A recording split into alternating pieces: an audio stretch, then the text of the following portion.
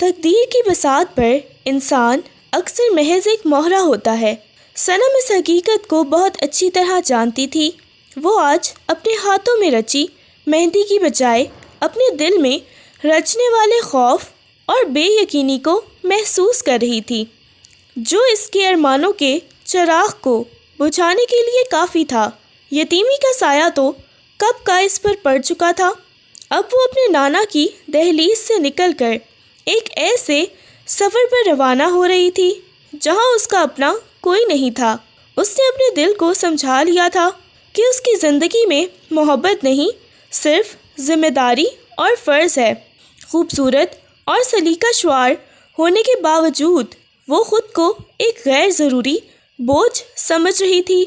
اس نے گاؤں کی سادگی میں صبر اور خاموشی سے جینا سیکھا تھا، اور اب اسی خاموشی کو اپنا ہتھیار بنا کر وہ شہر کے ایک اجنبی گھر میں قدم رکھنے والی تھی، جہاں اس کا نیا ہمسفر اس کا انتظار نہیں بلکہ شدید نفرت کر رہا تھا۔ صنم بیٹی، تم گھبراؤ مت، عبید بہت اچھے آدمی ہیں اور ان کا بیٹا ذوالقرنین بھی شریف ہے۔ یہ رشتہ تمہاری تقدیر سنوار دے گا۔ نانا نے صنم کے سر پر شفقت سے ہاتھ پھیرا، مگر ان کی آواز میں فکر کی ایک گہری لہر تھی۔ صنم نے صرف اس بات میں سر ہلایا۔ وہ جانتی تھی کہ اس کی مرضی کوئی معنی نہیں رکھتی، اسے تو بس وہاں جانا ہے جہاں اس کی قسمت لے جائے۔ شہر کے پوش علاقے میں ایک شاندار جدید ڈیزائن کا گھر تھا، لیکن اس وقت اس گھر کا ماحول خوبصورت نہیں بلکہ شدید تناؤ اور غصے سے بھرا ہوا تھا۔ ڈرائنگ روم میں عبید صاحب، ان کی بیوی بیگم زہرہ اور ان کا بیٹا ذوالقرنین موجود تھے۔ ذوالقرنین غصے سے ہانپ رہا تھا۔ یہ آپ نے کیا کیا ہے بابا؟ ذوالقرنین کی آواز کمرے میں گونجی۔ وہ اپنی سرخ انگارہ آنکھوں سے اپنے والد کو گھور رہا تھا۔ زبردستی، دھوکے سے مجھے گاؤں لے گئے اور میری مرضی کے خلاف اس لڑکی کو میرے سر پر مسلط کر دیا آپ نے۔ ذوالقرنین انتہائی مغرور اور جذباتی طور پر سرد مزاج انسان تھا۔ اسے اپنی ہر چیز اپنی مرضی کے مطابق چاہیے ہوتی تھی۔ وہ اپنے آفس کولیگ لیلا کو پسند کرتا تھا اور اس سے شادی کا ارادہ بھی رکھتا تھا۔ عبید صاحب اپنے بیٹے کے غصے کو نظر انداز کرتے ہوئے کرسی پر سیدھے بیٹھے۔ ان کے چہرے پر اطمینان تھا، مگر ذرا سی افسردگی بھی۔ تمہارے باپ نے یہ فیصلہ بہت سوچ سمجھ کر کیا ہے ذوالقرنین، تم نہیں جانتے، عبید صاحب نے ٹھوس لہجے میں کہا۔ وہ یتیم لڑکی ہے اور اس گھر کا اس پر حق ہے۔ یہ شادی تمہارے باپ کا ایک اخلاقی فرض تھا اور میں نے اسے نبھایا ہے۔ اخلاقی فرض؟ ذوالقرنین حقارت سے ہنسا۔ اور میری خوشی، میری پسند، کیا وہ آپ کا فرض نہیں تھا؟ کیا آپ نے وہ فرض ادا کیا جو میرے سر پر اس لڑکی کو مسلط کر کے مجھ سے چھین لیا؟ بیگم زہرہ، جو ایک کونے میں خاموش بیٹھی تھی، بیچ میں بولی، تمہیں کیا لگتا ہے میں خوش ہوں؟ میں تمہاری ماں ہوں، لیکن میں تمہارے ابا کے سامنے بول نہیں سکتی۔ ذوالقرنین، یہ تمہارے ابا کی ضد ہے اور اب تم اسے نبھاؤ گے۔ ان کا لہجہ بیٹے کو تسلی دینے والا تھا، مگر ان کے چہرے پر صنم کے لیے کوئی خاص نرمی نہیں تھی۔ اس دوران صنم کو لے کر آنے والی گاڑی پورچ میں رکی۔ یہ آواز سن کر ماحول اور بھی کشیدہ ہو گیا۔ عبید صاحب نے ذوالقرنین کی طرف دیکھا، ایک گہری سانس لی اور سخت لہجے میں کہا، تم اب اسے عزت دو گے یا کم از کم بے عزتی نہیں کرو گے۔ یہ اب اس گھر کی بہو ہے۔ یہ کہہ کر وہ خود صنم کو لینے دروازے کی طرف بڑھ گئے۔ صنم سلیقے سے سادہ کپڑوں میں ملبوس سہمے ہوئے قدموں سے گھر میں داخل ہوئی۔ اس کی نظریں نیچی تھیں، لیکن اس نے چاروں طرف کے ماحول کی سردی کو محسوس کر لیا تھا۔ بیگم زہرا نے سرسری سی رسم پوری کی اور فوراً ڈرائنگ روم میں واپس چلی گئیں۔ صنم کو براہ راست ذوالقرنین کے کمرے میں بھیج کیا گیا۔ جیسے ہی صنم نے دروازہ کھولا اور اندر قدم رکھا، ذوالقرنین ایک کونے میں کھڑا، ہاتھ باندھے، اس کا انتظار کر رہا تھا۔ کمرہ بڑا، آرام دہ اور جدید ساز و سامان سے بھرا ہوا تھا۔ ذوالقرنین نے सनम को सर से पांव तक देखा और उसके चेहरे पर नफरत और हकारत का शदीद तासुर उभरा। वाह, बड़ी ढीठ लड़की हो। उसकी आवाज़ में जहर घुला था। ज़बरदस्ती की बीवी बनकर मेरे सर पर मुसल्लत हो गई हो और अब मेरे कमरे पर हक जताने भी आ रही हो। सनम का रंग फक हो गया। उसने पहली बार इस शदीद नफरत का सामना किया था। वो खामोश रही। वो नजरें झुकाए ज़मीन को देख रही थी। सुनो, जुल्करनैन एक कदम आगे बढ़ा। ये मेरा कमरा है। तुम इसमें सिर्फ तब रहोगी जब तुम्हारे अब्बा जान यहाँ होंगे, वरना तुम बाहर बैठक में या मेहमान खाने में सोओगी। और ख़बरदार, मेरी किसी चीज़ को भी हाथ लगाया। ये मेरी ज़ाती चीज़ें हैं और तुम जैसी पेंडू लड़की को इन पर हाथ लगाने का कोई हक नहीं। तुम वहाँ देहात में ही अच्छी लगती थी। सनम ने एक बार बोलने की हिम्मत की, लेकिन उसकी आवाज़ हलक में ही दब गई। बस एक लफ्ज़ मज़ीद नहीं। जुल्करनैन ने हाथ के इशारे से इसे खामोश करा दिया। मैंने तुम्हें इस घर में इज्जत देनी है या नहीं, ये मेरा फ़ैसला है, लेकिन तुम मेरी ज़िंदगी पर ज़बरदस्ती मुसल्लत नहीं हो सकती। बेहतर है कि तुम अपनी हदूद में रहो। सनम ने गहरी सांस ली। उसके दिल में दर्द की एक लहर उठी, लेकिन वो जानती थी कि इसे यहाँ रहना है अपने नाना और उबैद साहब की इज्जत के लिए। उसने पहली रात अपने बैग से एक चादर निकाली और कमरे के एक कोने में जुल्करनैन की नज़रों से दूर फर्श पर बिछा दी। सुबह की अजान की आवाज़ सनम को हमेशा की तरह नींद से बेदार कर गई। शहर की ऊंची इमारतों में यह आवाज़ बहुत हल्की थी, लेकिन सनम की रूह को छू जाती थी। उसने जुल्करनैन के कमरे के कोने में फर्श पर बिछी चादर से उठकर वज़ू किया और जल्दी से नमाज अदा की। रात भर की नींद तो बस एक दिखावा थी। जिस्म बेशक लेटा रहा हो, मगर दिमाग नफ़रत और बेइज्जती के बोझ तले जागता रहा था। उसने फ़ौरन चादर लपेटी और बैग में रखी और कमरे का जायज़ा लिया।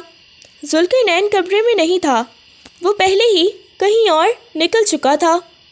सनम इस बात से अनजान थी। सनम ने सुकून का सांस लिया।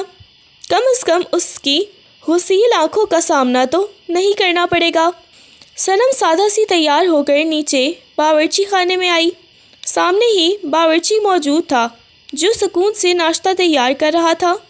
सनम ने एहतियात से काम लेते हुए पूछा, क्या मैं कुछ मदद कर सकती हूँ? नहीं बहू जी, सब तैयार है, बस आप बैठिए, मैं टेबल लगा देता हूँ, बावर्ची ने बाअदब अंदाज में कहा। सनम डाइनिंग टेबल पर आई, जहाँ उबैद साहब अखबार पढ़ रहे थे और बेगम ज़हरा चुपचाप एक कुर्सी पर बैठी चाय पी रही थी। उबैद साहब ने सनम को देखकर मोहब्बत से कहा, आओ सनम बेटी, बैठो।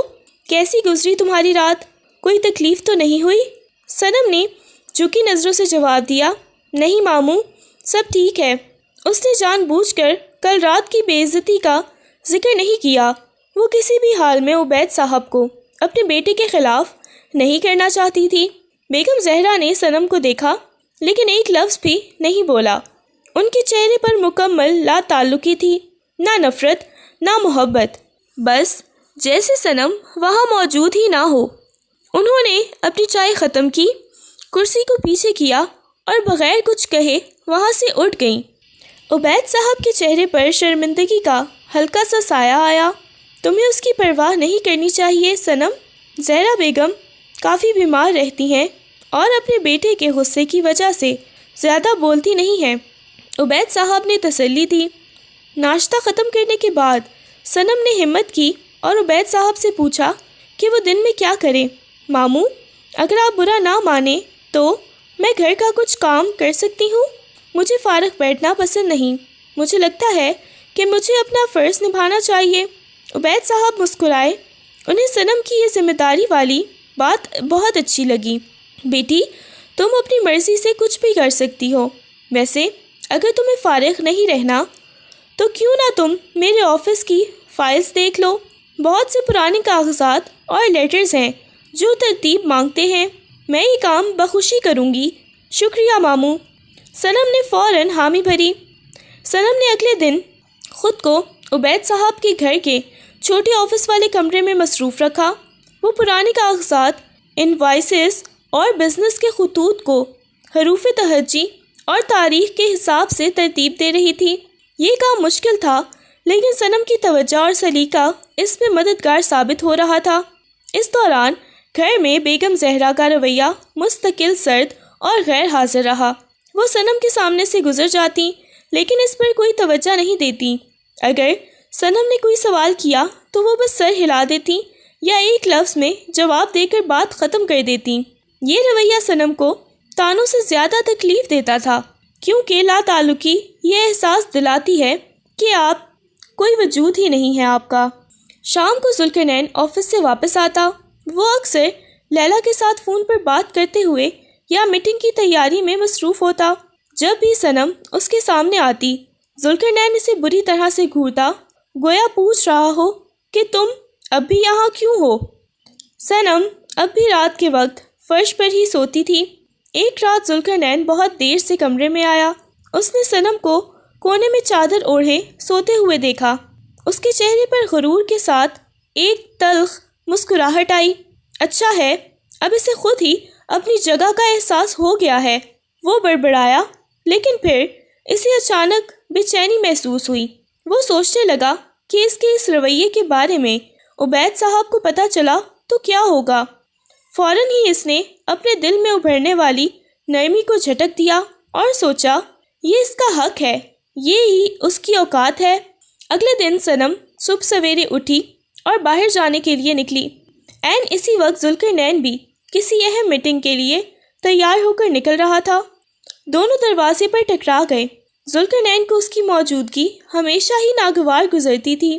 دیکھ کر نہیں چل سکتی؟ وہ غصے سے دھاڑا۔ کتنی بار کہا ہے میری نظروں کے سامنے نہ آیا کرو۔ تمہارے جیسی پینڈو لڑکیوں کا یہی مسئلہ ہے، تم شہر کی زندگی کے آداب نہیں جانتی۔ تربیت نام کی بھی کوئی چیز ہوتی ہے، تم لوگوں میں ہے ہی نہیں۔ ذوالقرنین نے مزید تانا دیا اور اس کے ہاتھ میں موجود ایک کتاب پر طنز کیا۔ ہاں، اور پڑھ رہی ہو؟ کیا فائدہ ایسی تعلیم کا جو تمیز بھی نہ سکھا سکے؟ صنم کو آج پہلی بار لگا کہ بس بہت ہو گیا۔ اس کے چہرے پر چھایا ہوا صبر کا نقاب ہٹنے لگا۔ اس کی آنکھیں جو اکثر جھکی رہتی تھیں اب ذوالقرنین کی آنکھوں میں ڈوب گئیں۔ جی؟ صنم نے دھیمے مگر سخت لہجے میں کہا۔ میں نے دیکھ کر چلنے کی کوشش کی، اور جہاں تک تعلیم کی بات ہے تو گاؤں میں ہماری تربیت صرف ڈگریوں تک محدود نہیں ہوتی۔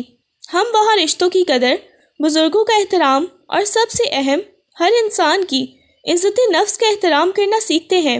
ذوالقرنین جو ہر وقت تانے سنانے کا عادی تھا، پہلی بار سامنے سے جواب سن کر ہکا بکا رہ گیا۔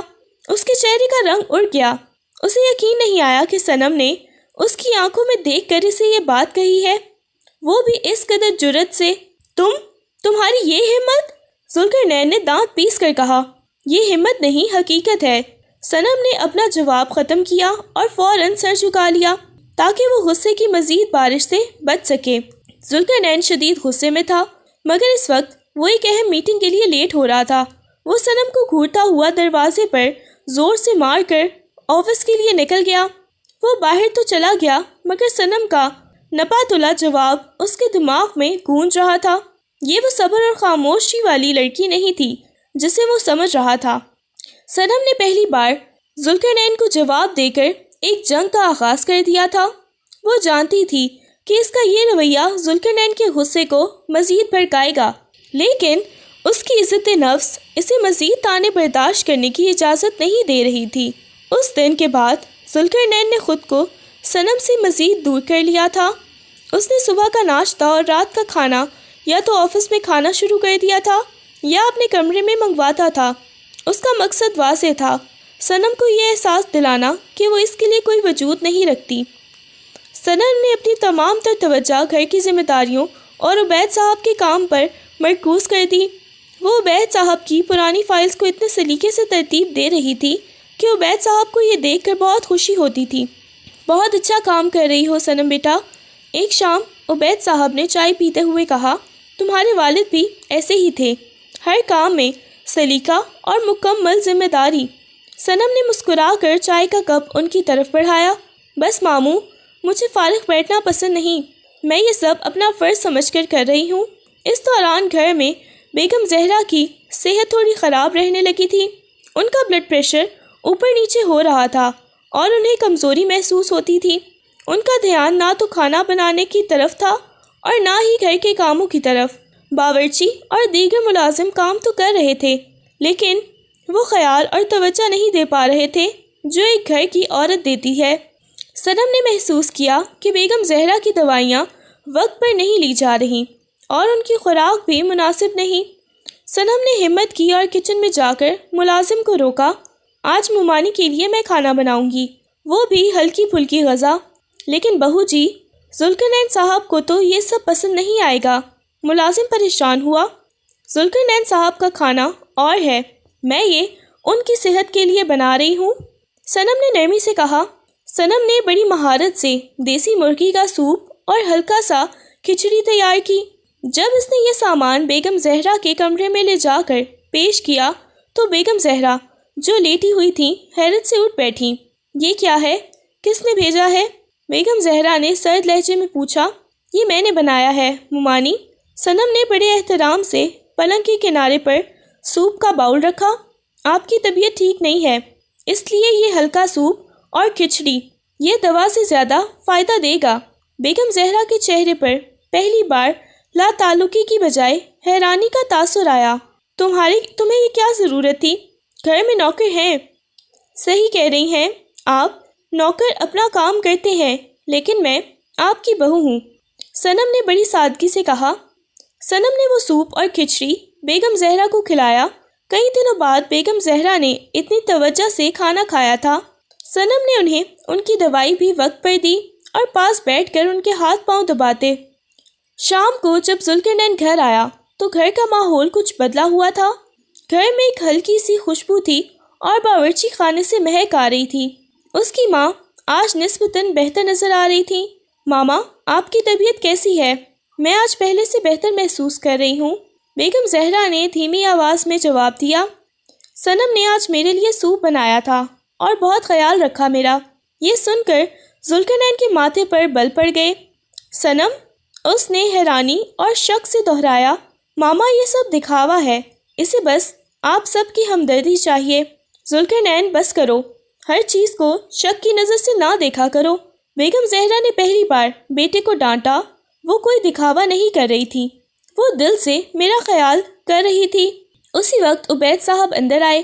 انہوں نے ساری بات سنی اور ذوالقرنین کو سخت لہجے میں کہا، تمہیں ہر وقت غلطی نکالنی ہوتی ہے، وہ تمہاری بیوی ہے اور تمہاری ماں کی دیکھ بھال کر رہی ہے، تمہاری ذمہ داری ہے کہ تم اس کی قدر کرو۔ ویسے بھی اس نے آج میری ایک بڑی مشکل حل کر دی ہے۔ کیا ہوا ابا؟ ذوالقرنین نے بے دلی سے پوچھا۔ آج ایک کلائنٹ کی طرف سے بہت اہم ای میل آنی تھی، لیکن میرا آفس بند ہو چکا تھا۔ صنم نے کل ہی میری تمام اہم فائلز کو اس طرح ترتیب دیا تھا کہ مجھے فوری طور پر مطلوبہ دستاویز مل گئے تھے۔ میں نے وقت پر ای میل کا جواب دیا اور ایک بڑا معاہدہ ہاتھ سے جانے سے بچ گیا۔ عبید صاحب نے فخر سے صنم کی طرف دیکھا جو ایک کونے میں کھڑی یہ سب سن رہی تھی۔ ذوالقرنین غصے سے بھر گیا کہ صنم ہر طرف سے تعریفیں سمیٹ رہی ہے، لیکن وہ اپنے والد کے سامنے کچھ نہیں کہہ سکا۔ وہ غصے میں کمرے میں چلا گیا۔ کمرے میں ذوالقرنین نے موبائل اٹھایا اور اپنی آفس کولیگ لیلا کو کال کی۔ لیلا، میں بہت غصے میں ہوں، تمہیں پتہ ہے وہ پینڈو لڑکی اب سب کو متاثر کر رہی ہے، خاص طور پر ابا تو اس کے گن گا رہے ہیں۔ لیلا کی آواز فون پر میٹھی اور پرکشش تھی۔ اچھا، اتنا غصہ مت کریں، اگر اس میں کچھ خوبیاں ہیں تو اس سے آپ کا کیا تعلق؟ آپ تو جلد ہی اس سے جان چھڑانے والے ہیں۔ ویسے آپ کا وہ فرانس کا بزنس ٹرپ کب فائنل ہو رہا ہے؟ مجھے اپنی شاپنگ کی لسٹ آپ کو بھیجنی تھی۔ لیلا نے بڑی خوبصورتی سے بات کو شاپنگ اور بزنس ٹرپ کی طرف موڑ دیا، جس سے ذوالقرنین کا غصہ تھوڑا ٹھنڈا ہو گیا۔ وہ لیلا کی ظاہری محبت اور دلچسپی میں پھنس چکا تھا۔ دوسری طرف صنم ڈرائنگ روم میں اکیلی کھڑی تھی اور اپنے دل میں ایک نئی امید محسوس کر رہی تھی۔ اسے احساس ہو گیا تھا کہ اس گھر میں اس کی جگہ نفرت سے نہیں، محبت اور خدمت سے بنے گی۔ اس نے کمرے کی طرف دیکھا، پھر اس پر بچھے اپنے بستر کو دیکھا اور ایک فیصلہ کیا، میں اس نفرت کی آگ کو اپنی محبت اور صبر سے بجھا دوں گی۔ اس نے دل میں عہد کیا۔ صنم کی خاموش محنت اور مستقل خدمت نے گھر کی فضا میں بہتری لانا شروع کر دی تھی۔ بیگم زہرا کا سرد رویہ، جو شروع میں مکمل لا تعلقی پر مبنی تھا، اب نرمی میں بدل رہا تھا۔ وہ اب صنم کو اپنی دوائیاں لانے یا چائے بنانے کے لیے کہہ دیا کرتی تھی اور صنم کبھی انکار نہیں کرتی تھی۔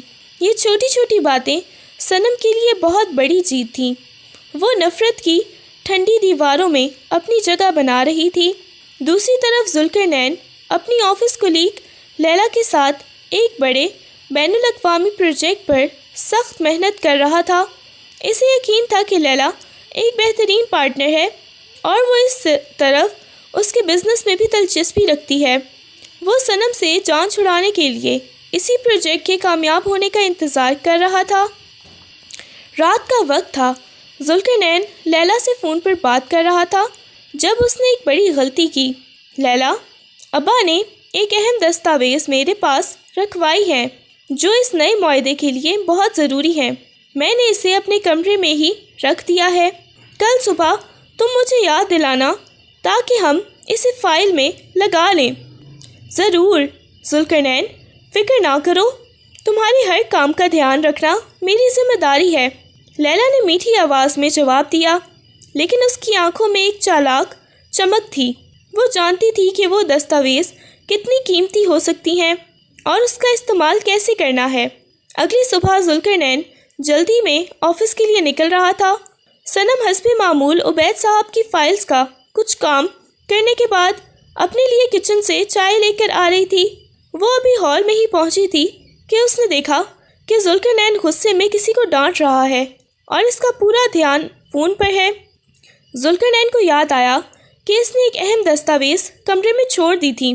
وہ واپس لپکا، میز پر پڑی دستاویز اٹھائی، لیکن اس کے ہاتھ سے غلطی سے ایک پانی کا گلاس ٹکرا گیا جو قریب ہی رکھا تھا۔ گلاس میز پر گرنے کی بجائے اس اہم کاغذات پر گر چکا تھا۔ اوہ، یہ کیا کر دیا! ذوالقرنین نے غصے سے چلایا۔ صنم نے دور سے دیکھا کہ کاغذ بھیگ رہا ہے اور ذوالقرنین کا غصہ آسمان کو چھو رہا ہے۔ وہ جانتی تھی کہ وہ دستاویز عبید صاحب کے لیے کتنے ضروری ہیں۔ صنم نے بغیر ایک لمحہ ضائع کیے اپنے ہاتھ میں موجود گرم چائے کی کیتلی کو وہیں رکھا اور کاغذ کی طرف لپکی تاکہ اسے پانی سے بجھایا جا سکے۔ ذوالقرنین نے بغیر دیکھے غصے میں ہاتھ جھٹکا تاکہ صنم کاغذ کو نہ چھو سکے۔ صنم کا ہاتھ جو کیتلی کے بہت قریب تھا، ذوالقرنین کے جھٹکے سے خود کو بچانے کی کوشش میں گرم کیتلی سے ٹکرا گیا۔ چائے کیتلی سے باہر نکلی اور صنم کی کلائی اور ہتھیلی پر گری۔ آہ! صنم کے منہ سے ایک چیخ نکلی، مگر اس نے اپنے دوسرے ہاتھ سے اس قیمتی دستاویز کو فوراً اٹھا لیا۔ ذوالقرنین کا غصہ پل بھر میں ختم ہو گیا جب اس نے صنم کے جھلسے ہوئے ہاتھ کو دیکھا جو درد کی شدت سے کانپ رہا تھا۔ جلد فوراً سرخ ہو گئی تھی اور صنم کا چہرہ درد سے سفید پڑ چکا تھا۔ کیا ہو گیا ہے تمہیں؟ کیوں ہر چیز میں مداخلت کرتی ہو؟ ذوالقرنین نے غصے میں کہا، لیکن اس کی آواز میں خوف اور گھبراہٹ صاف محسوس کی جا سکتی تھی۔ کاغذ، عبید صاحب کا کاغذ، صنم نے دکھتی ہوئی آواز میں کہا، اور اس نے لرزتے ہاتھ سے وہ کاغذ ذوالقرنین کی طرف بڑھایا۔ ذوالقرنین نے کاغذ پر دیکھا جو کہ تقریباً برباد ہو چکا تھا، اور پھر صنم کے جھلسے ہوئے ہاتھ کو دیکھا۔ اسے اپنے والد کی طرف سے ہونے والے ممکنہ مالی نقصان اور صنم کی شدید تکلیف میں اپنا غصہ اور لاپرواہی صاف نظر آئی۔ ذوالقرنین کے اندر پہلی بار نفرت کی بجائے ایک شدید احساس جرم پیدا ہوا۔ وہ سمجھ گیا کہ صنم اپنی ذات کے لیے نہیں بلکہ عبید صاحب کے فرض کو نبھانے کے لیے دوڑی تھی۔ چلو جلدی ڈاکٹر کے پاس، ذوالقرنین نے چیخ کر کہا۔ اب غصہ نہیں بلکہ پریشانی تھی۔ وہ فوراً صنم کو لے کر گاڑی کی طرف بھاگا۔ گاڑی میں صنم درد سے کراہ رہی تھی۔ ذوالقرنین بار بار پیچھے مڑ کر اس کا ہاتھ دیکھ رہا تھا۔ تمہیں ہر وقت ہیرو بننے کی کیا ضرورت تھی؟ تم آرام سے بیٹھی رہتی تو کیا ہو جاتا؟ ذوالقرنین نے خود سے اور صنم سے غصے میں کہا۔ ماموں کے لیے وہ بہت ضروری تھا، صنم نے دھیمی آواز میں جواب دیا۔ ذوالقرنین خاموش ہو گیا۔ صنم کے الفاظ اس کے ضمیر پر ایک بھاری بوجھ ڈال گئے تھے۔ اسے یاد آیا کہ اس کی ماں نے بھی صنم کی تعریف کی تھی اور اب اس کے والد کے لیے صنم نے خود کو تکلیف دی تھی۔ یہ سب صرف دکھاوا نہیں ہو سکتا تھا۔ کلینک پہنچ کر ڈاکٹر نے جلدی سے صنم کے زخموں کو دیکھا۔ یہ 2nd ڈگری برن ہے، یہ کافی گہرا ہے۔ ڈاکٹر نے کہا اسے مکمل آرام کی ضرورت ہے اور کھانے کے معاملے میں بھی احتیاط۔ اس کے ہاتھ پر پٹی باندھ دی تھی۔ دوائیاں ہیں یہ وقت پر دیجیے گا۔ ذوالقرنین کی موجودگی میں ہی صنم کے ہاتھ پر پٹی بندھی۔ جب اس نے پٹی بندھا ہوا صنم کا ہاتھ دیکھا تو اسے سخت دکھ ہوا۔ واپس آتے ہوئے ذوالقرنین گاڑی چلا رہا تھا اور صنم خاموشی سے بیٹھی تھی۔ پہلی بار صنم نے دیکھا کہ ذوالقرنین اس کی طرف نفرت سے نہیں بلکہ ندامت اور عجیب سی پریشانی سے دیکھ رہا تھا۔ گھر پہنچ کر ذوالقرنین نے صنم کو سہارا دیا اور اس کے کمرے تک لے کر گیا۔ تم یہی بستر پر لیٹو۔ ذوالقرنین نے پہلی بار صنم کو بستر پر لیٹنے کا کہا اور کچھ کرنے کی کوشش مت کرنا۔ پھر وہ بنا مزید کچھ کہے باہر نکل گیا اور صنم اپنے بستر پر لیٹ کر اپنے جھلسے ہوئے ہاتھ کو دیکھتی رہی اور پھر دل میں ایک دھیمی سی مسکراہٹ آئی۔ اس نے اپنے آپ سے کہا شاید یہ زخم رشتوں کے لیے روشنی بن جائیں۔ صنم اپنے بستر پر لیٹی ہوئی تھی۔ جسم درد سے نڈھال تھا لیکن اس سے زیادہ سکون اس بات کا تھا کہ وہ آج فرش پر نہیں بستر پر سو رہی تھی اور یہ اجازت خود ذوالقرنین نے دی تھی۔ وہ جانتی تھی کہ اس کی تکلیف کے پیچھے کہیں نہ کہیں ذوالقرنین کی لاپرواہی تھی، لیکن اس کے بعد کا پریشان چہرہ، ہسپتال لے جانا اور احتیاط سے بستر پر لٹانا، یہ سب صنم کے لیے ایک بڑا بدلاؤ تھا۔ اس نے دل میں سوچا نفرت کتنی بھی گہری ہو، اگر ضمیر زندہ ہو تو احساس جرم اسے پگھلا دیتا ہے۔ شام کا وقت تھا۔ عبید صاحب اور بیگم زہرا صنم کو دیکھ کر بہت پریشان ہوئے۔ عبید صاحب کو جب معلوم ہوا کہ یہ حادثہ ان کی دستاویزات کی وجہ سے ہوا ہے تو انہوں نے صنم کو سینے سے لگا لیا۔ میری بہادر بیٹی، تم نے اپنے ماموں کا کتنا بڑا نقصان ہونے سے بچا لیا۔ عبید صاحب نے افسوس سے کہا اب بس پاپا، میں دیکھ رہی ہوں کہ آپ اس کی وجہ سے اسے سر پر بٹھا رہے ہیں۔ ذوالقرنین نے جل کر کہا وہ نہیں چاہتا تھا کہ صنم کی تعریف ہو، لیکن عبید صاحب نے اسے سخت نظروں سے دیکھا اور کہا اگر تمہاری توجہ کام میں ہوتی تو یہ حادثہ نہ ہوتا۔ تم اس کی قدر نہیں کر سکتے تو اسے تانے بھی مت دو۔ ذوالقرنین غصے سے گھر سے باہر نکل گیا۔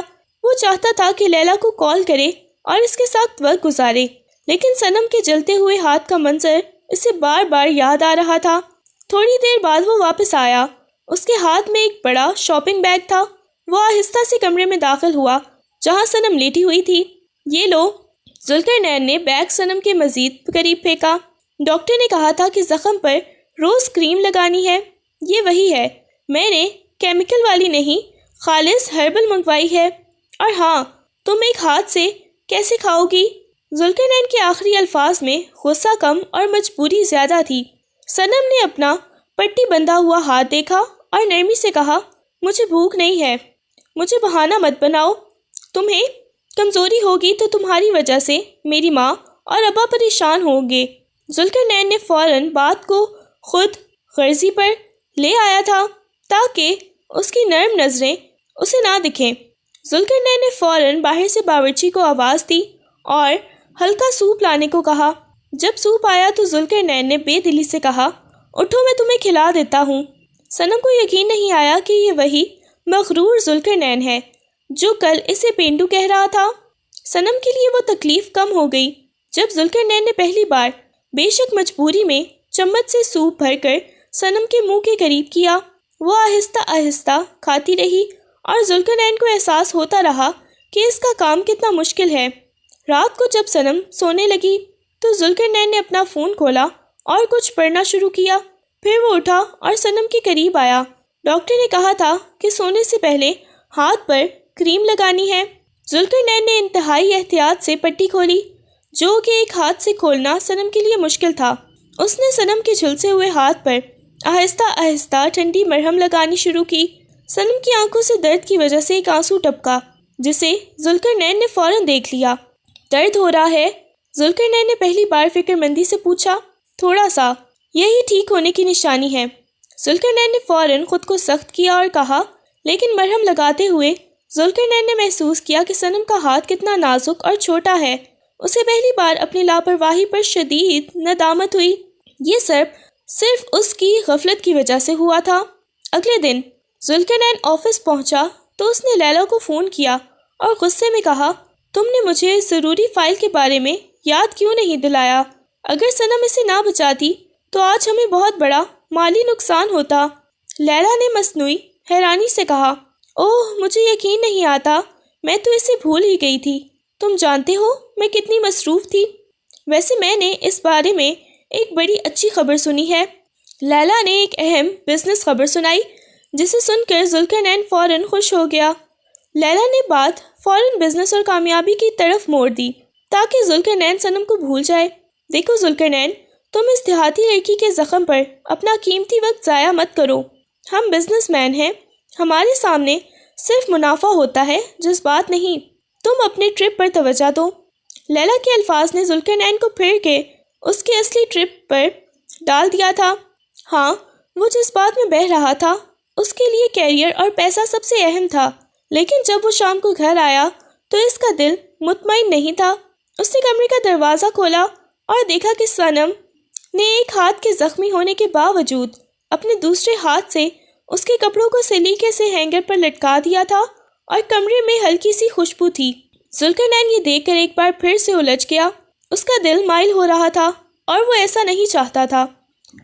رات کے کھانے پر بیگم زہرا نے صنم کو اپنے ساتھ بٹھایا۔ صنم بیٹا، میں نے غلطی کی، بیگم زہرا نے دھیمی آواز میں کہا۔ میں نے تمہیں تمہاری قابلیت اور سلیقے کو نہیں دیکھا، بس ذوالقرنین کے غصے کی وجہ سے چپ رہتی تھی۔ تمہارا بہت شکریہ، تم نے میری اتنی خدمت کی ہے۔ بیگم زہرا نے اپنے ہاتھ سے روٹی کا نوالا توڑا اور صنم کی طرف بڑھایا۔ میں اب تمہارے ساتھ بیٹھوں گی اور تمہیں ایک ہاتھ سے کھلاتا رہوں گی۔ ذوالقرنین نے اگر کچھ کہا تو کوئی بات نہیں، وہ تمہاری تعریف نہیں کر سکتا۔ صنم کی آنکھوں میں پہلی بار خوشی کے آنسو آ گئے۔ یہ صرف ایک نوالا نہیں تھا، یہ قبولیت کی پہلی نشانی تھی۔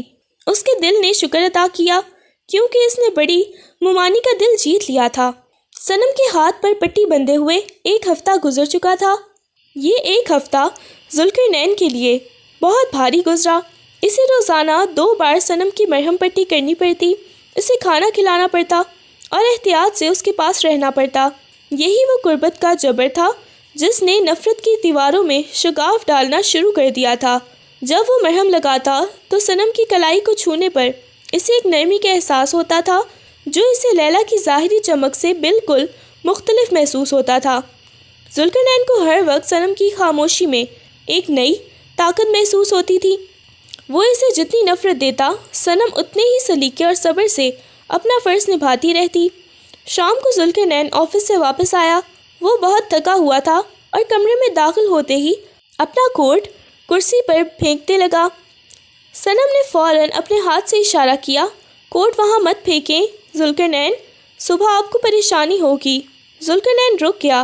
اسے غصہ آیا کہ یہ لڑکی ابھی بھی حکم دے رہی ہے۔ تمہیں کیا ضرورت ہے؟ میرے پاس ملازم ہیں، اس نے روب دار لہجے میں کہا۔ جب تک ہاتھ ٹھیک نہیں ہو جاتا میں ملازم کو آپ کے کمرے میں نہیں بلاؤں گی کیونکہ یہ آپ کی ذاتی جگہ ہے، صنم نے بڑی سادگی سے کہا۔ ذوالقرنین کو خاموش ہونا پڑا۔ اس نے کوٹ اٹھا کر خود ہی ہینگر پر لٹکایا۔ وہ دیکھ رہا تھا کہ ایک زخمی لڑکی بھی اپنی ذمہ داری نہیں چھوڑ رہی۔ ذوالقرنین کو کچھ ضروری فائلز تیار کرنی تھی جس میں اس کو مشکل پیش آ رہی تھی۔ اس نے بلا ارادہ صنم سے مدد کا سوچا اور اسے پکار بیٹھا۔ صنم، اس نے تھکے ہوئے انداز میں کہا، ذرا میری مدد کرو، تمہیں بس مجھے بتانا ہے کہ مجھے کیا لکھنا ہے۔ صنم فوراً اس کے قریب کرسی پر بیٹھ گئی اور اس نے عبید صاحب کے کہنے پر بزنس فائلز کو ترتیب دینے کے دوران جو تجربہ حاصل کیا اسے استعمال کرتے ہوئے بہت سے مشکل الفاظ اور جملوں کو سلیقے سے ڈرافٹ کروا دیا۔ جب کام ختم ہوا تو ذوالقرنین نے حیرت سے صنم کی طرف دیکھا۔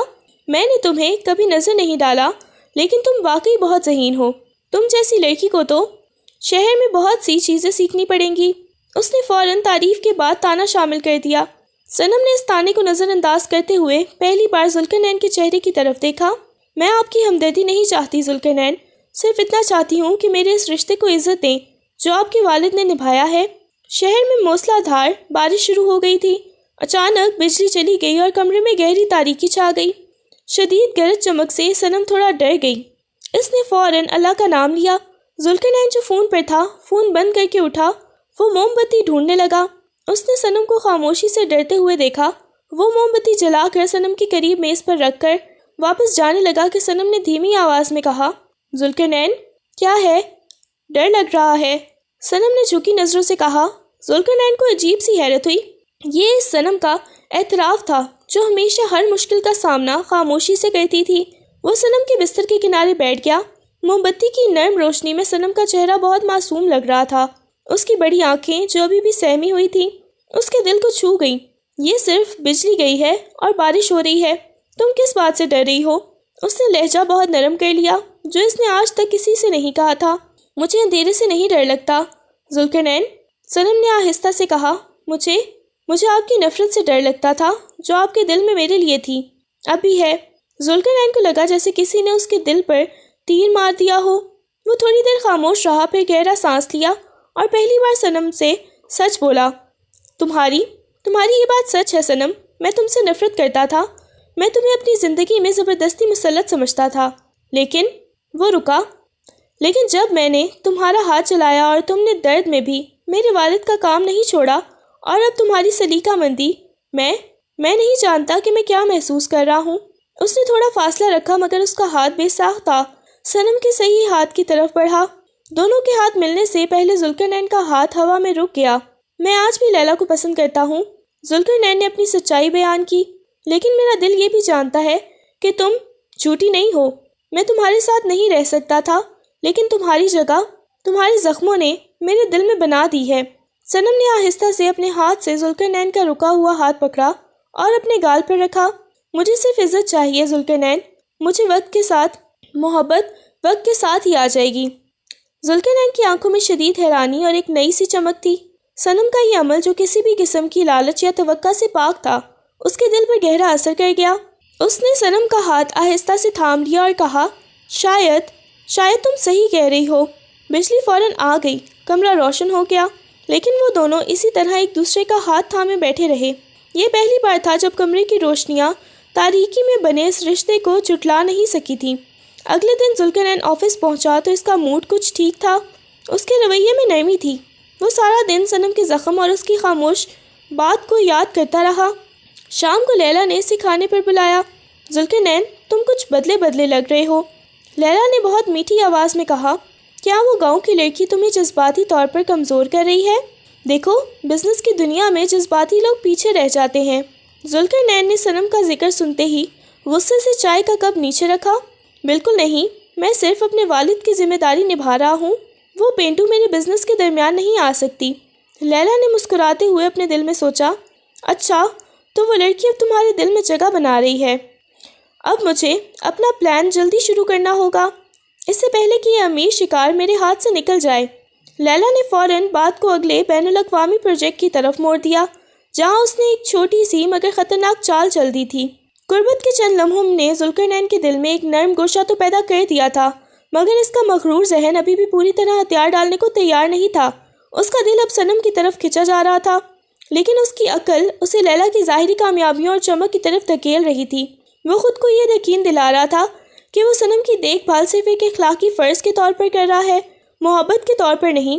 اسے لگا کہ اس کی کامیابی صرف لیلا جیسی تیز ترار عورت کے ساتھ رہ کر ہی ممکن ہے۔ ذوالقرنین کا وہ بڑا بین الاقوامی پروجیکٹ جس پر وہ اور لیلا کئی مہینوں سے کام کر رہے تھے، آج اپنے حتمی مراحل پر تھا۔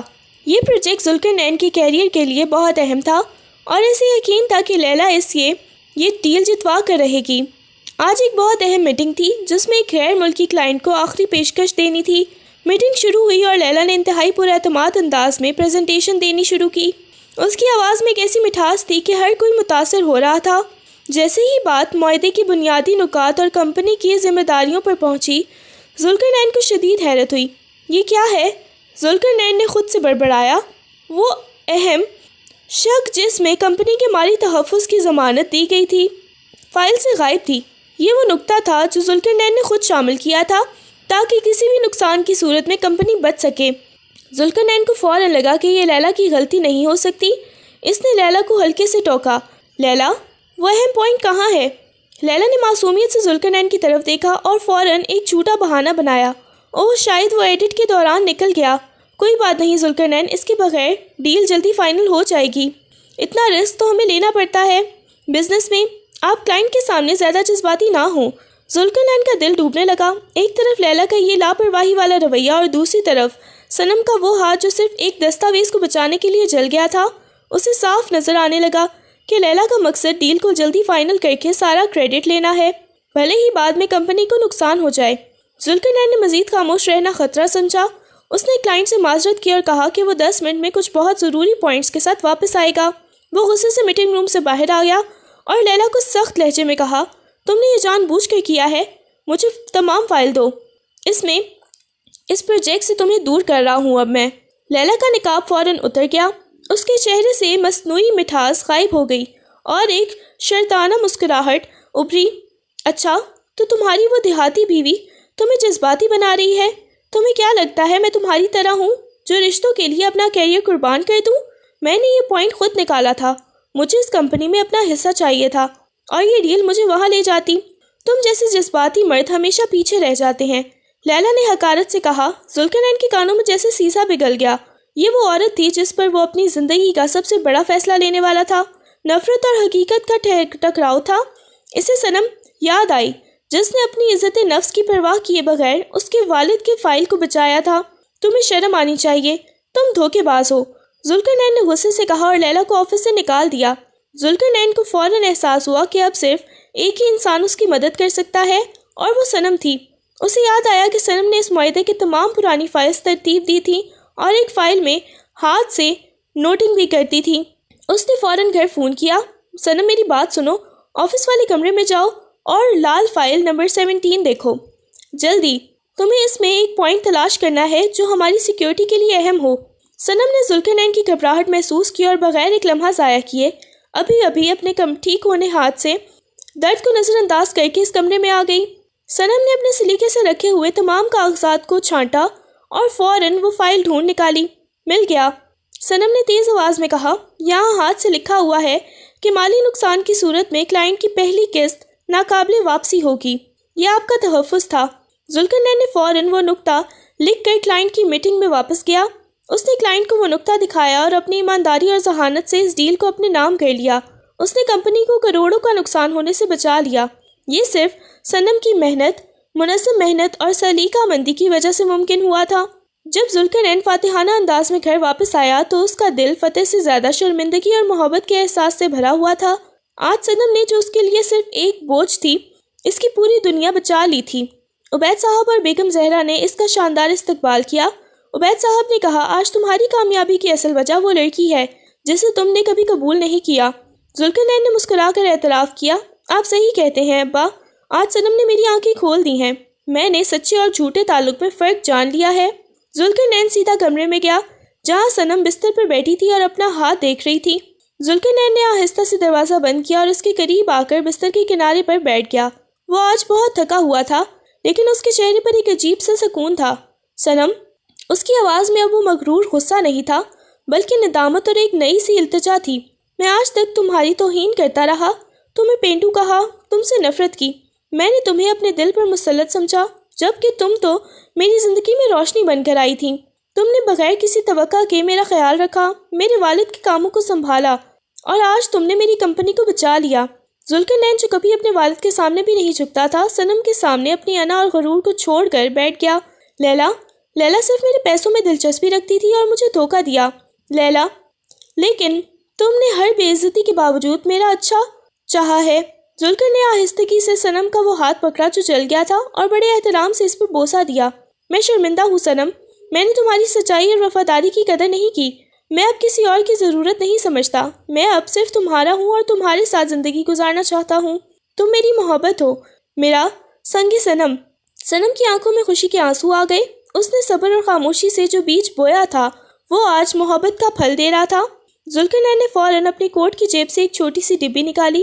یہ ایک بہت خوبصورت ہی اور سادہ سی چاندی کی انگوٹھی تھی جو اس نے لیلا کے لیے نہیں بلکہ اب صنم کے لیے خریدی تھی۔ میں تمہارے ساتھ رہنا چاہتا ہوں، تمہاری عزت اور محبت کے ساتھ۔ صنم نے خوشی سے اس بات میں سر ہلایا۔ ذوالقرنین نے وہ انگوٹھی آہستہ سے صنم کی انگلی میں پہنائی اور پہلی بار دونوں کے دلوں میں سچی محبت محسوس کی۔ مجھے یقین نہیں آ رہا، صنم نے دھیمی آواز میں کہا۔ یقین کرو، کیونکہ تمہاری سچائی نے میرے پتھر جیسے دل کو پگھلا دیا ہے، ذوالقرنین نے مسکرا کر جواب دیا۔ اس رات کے بعد ذوالقرنین کی دنیا مکمل طور پر بدل گئی تھی۔ وہ ایک عزت کرنے والا، نرم دل اور محبت کرنے والا شوہر بن چکا تھا۔ صنم کے زخم ٹھیک ہو چکے تھے اور ان کے رشتے کے زخم بھی بھر چکے تھے۔ ذوالقرنین اب ہر بات میں صنم کی رائے لیتا، اس کے کاموں میں مدد کرتا اور اس کے ساتھ وقت گزارتا۔ اس نے اپنے تمام ملازمین کے سامنے صنم کو اپنی بیوی اور گھر کی مالکن کے طور پر متعارف کروایا۔ بیگم زہرا بھی صنم پر دل و جان سے واری جاتی تھی اور عبید صاحب کو اپنے فیصلے پر فخر تھا۔ ذوالقرنین نے لیلا کو نہ صرف کمپنی سے نکالا بلکہ اپنے تمام پرانے دوستوں سے بھی فاصلہ کر لیا جو صرف پیسے کی چمک دیکھتے تھے۔ اس نے صنم کو اپنا ایک بہت اچھا کیمرہ خرید کر دیا اور کہا، تمہارا شوق کیا ہے صنم؟ تم پڑھائی کرنا چاہتی ہو یا کوئی اور کام؟ تم نے گھر کو جس طرح سنبھالا ہے، اب وقت ہے کہ تم اپنا فرض نبھاؤ۔ صنم نے ذوالقرنین کی اس نئی سوچ پر خوش ہو کر کہا کہ وہ اپنے شوق پر کام کرنا چاہتی ہے۔ ذوالقرنین نے اسے پورا سپورٹ کرنے کا وعدہ کیا۔ چند ہفتوں کے بعد ذوالقرنین نے صنم کو تیاری کرنے کو کہا۔ کہاں جا رہے ہیں؟ صنم نے حیرت سے پوچھا۔ تمہارے گھر، نانا ابا کے پاس۔ ذوالقرنین نے مسکرا کر جواب دیا، مجھے یہ سفر تمہارے ساتھ تمہاری عزت کے لیے پورا کرنا ہے۔ صنم کی آنکھوں میں آنسو آ گئے کیونکہ ذوالقرنین نے نہ صرف اسے قبول کیا تھا بلکہ اس کے گاؤں اور خاندان کو بھی عزت دے رہا تھا۔ ذوالقرنین اور صنم گاؤں پہنچے۔ گاؤں کے سب لوگ حیران تھے کہ وہ مغرور شہر کا نوجوان جو زبردستی کی شادی سے بھاگ رہا تھا، آج اپنی بیوی کے ساتھ نہایت ہی خوشگوار اور شفیق موڈ میں آیا ہے۔ نانا ابا نے ذوالقرنین کو محبت سے گلے لگایا۔ صنم اپنے نانا ابا کو دیکھ کر رونے لگی مگر اس کی آنکھوں میں خوشی کے آنسو تھے۔ وہ جانتی تھی کہ اس کا صبر کامیاب ہو گیا ہے۔ گاؤں کے لوگ جو صنم کو یتیم اور بے سہارا سمجھتے تھے اب اسے عزت اور فخر سے دیکھ رہے تھے۔ ذوالقرنین نے سب کے سامنے صنم کی تعریف کی اور کہا کہ صنم اس کی زندگی میں برکت بن کر آئی ہے۔ 2 دن گاؤں میں گزارنے کے بعد وہ واپس گھر آ گئے۔ رات کو گھر واپسی پر ذوالقرنین اور صنم اپنے کمرے میں تھے۔ صنم کھڑکی کے پاس کھڑی باہر روشن چمکتے ہوئے چاند کو دیکھ رہی تھی۔ ذوالقرنین آہستہ سے اس کے پیچھے آیا اور اس کے کان میں سرگوشی کی۔ کیا دیکھ رہی ہو صنم؟ کیا چاند بہت خوبصورت ہے؟ صنم شرما گئی۔ نہیں، میں تو بس ایسے ہی۔ ذوالقرنین نے اپنے کالر کو فخر سے جھاڑا۔ اچھا بتاؤ، چاند زیادہ خوبصورت ہے یا میں؟ صنم ہنسنے لگی۔ ہمیشہ سے ہی آپ، کیونکہ آپ کو میں نے ہمیشہ اپنی دعا میں مانگا تھا۔ مجھے یقین نہیں آتا کہ آپ میرے ساتھ ہیں۔ حیرت کی بات ہے لیکن مجھے اس بات کا پتہ ہی نہیں چلا۔ ذوالقرنین نے پیار سے کہا، کہنے والے کہتے ہیں کہ جنہیں چپکے دعاؤں میں مانگا جاتا ہے ایک دن وہ مل جاتے ہیں، اور میرے ساتھ بھی ایسا ہی ہوا ہے۔ تمہاری سچائی نے مجھے ملا دیا ہے۔ اس نے صنم کا ہاتھ آہستہ سے تھاما۔ میں نے تمہیں بہت تکلیف دی صنم، لیکن اب میں تمہارا ہوں اور یہ وعدہ ہے کہ میں ہمیشہ تمہاری عزت کروں گا اور تمہاری قدر کروں گا۔ تم ہی میری محبت کی روشنی ہو اور میرا سنگ صنم۔ صنم نے اپنا سر ذوالقرنین کے کندھے پر رکھ دیا اور یوں ان کی کہانی نفرت کی تاریکی سے نکل کر سچی محبت کی روشنی میں مکمل ہوئی۔